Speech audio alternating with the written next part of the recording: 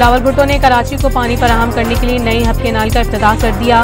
पुरानी कैनाल की मुरम्मत का काम भी जल्द मुकम्मल करने की यकीन दहानी। लाहौर के लिए शहबाज स्पीड और कराची के लिए शहबाज स्लो है, जियाले चेयरमैन का शिकवा।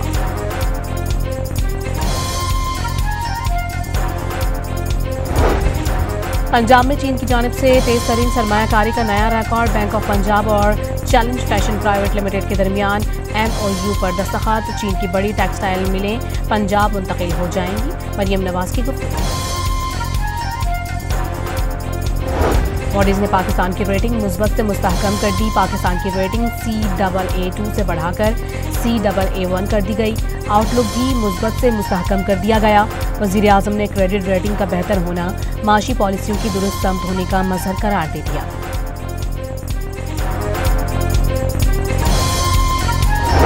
सुई सदरन गैस कंपनी का यौम आज़ादी पर गैस लोड शेडिंग न करने का ऐलान। आज से 15 अगस्त की दरमियानी शब गैस बिला तातुल दस्तयाब रहेगी।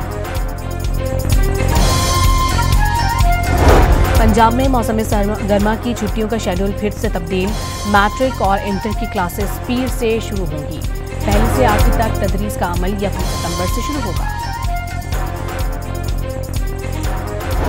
और चलम इमाम हुसैन अलैहिस्सलाम पर मुल्क भर में फौज और सिविल आर्म फोर्सेस की तैनाती का फैसला।